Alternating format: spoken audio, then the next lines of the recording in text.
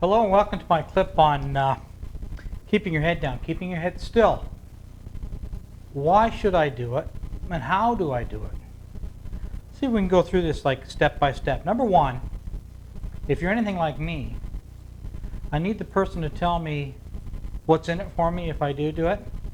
You know, in golf, we've all heard keep your head down, keep your eyes over the ball. Something along those lines. Let me tell you why you need to do this. First off, to not waste your time. Let me see if I can quickly get to why you need to do this. If you buy into the understanding, the fact as I see it, that through the golf ball, what we're attempting to do is have our hands in the impact position and have them move very little. Yes, they can roll, but they don't flip. They roll, but they don't flip. If you're not on top of the golf ball, and you are hearing a lot more these days, are you not, about being on top of the golf ball. If you're on top of the golf ball, it's really hard for your wrists to break down. If you're not, it's really easy. The swing is made up of your club, your hands, and your arms. With some smart practice, given that you have no preconceived misunderstandings, it's not very hard to teach your hands to. It takes about an hour to teach your hands to do the right thing. That's given that you don't have the wrong understanding. If you are of the understanding that you're supposed to flip your hands or roll them over, that's a whole different deal. That may be a whole different clip also. Your arms should learn to swing on plane. On plane is an actual thing. It's not down the line. It's not inside out. It's on plane left, which you're seeing all the players do now, and you're starting to hear more and more talk about it. Okay, that's the line your arms go on. Fair enough. But here's what I'm suggesting.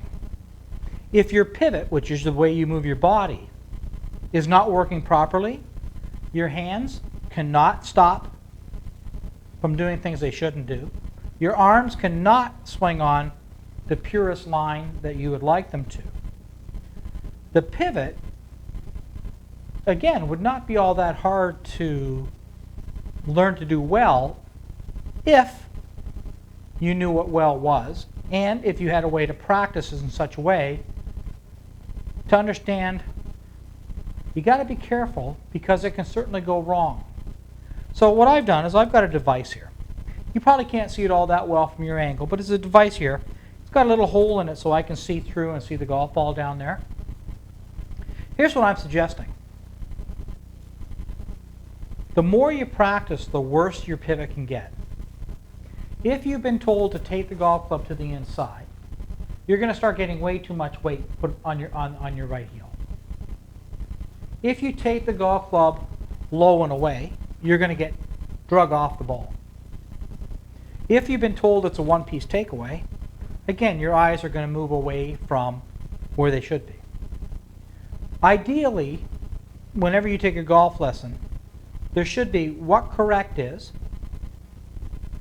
what's going to stop me from doing correct, and how can I practice in such a way to make sure it is correct.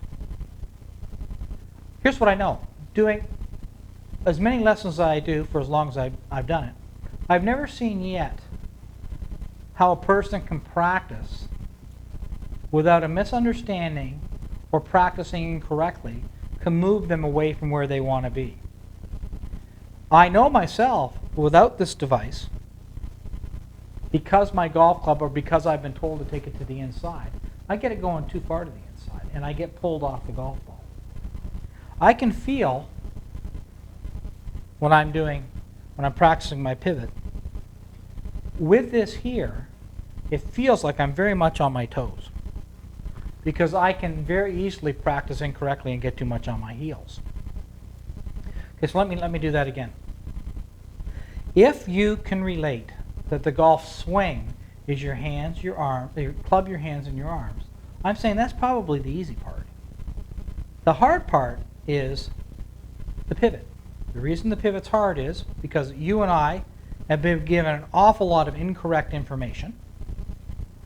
Certainly, being told to take it low and away, take it straight back, one piece, drag it to the inside. All those things lead to me getting pulled off the golf ball.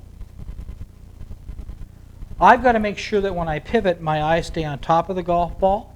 With a simple device such as I have here, I can be more guaranteed that the time that I spend is not wasted. We've all spent too much time hitting golf balls, wasting time trying to fix our swing when there's a really good chance that the pivot was wrong. Simple device makes it that I am. If you've been hitting big hooks or blocks or both, this is probably the culprit. It's probably not the swing. So I would suggest that the next time you get a second or two, you go to the practice tee, build something if you have to, but spend some time making sure that you're not losing contact, that you're not moving all over the place on the golf ball. How do I do this?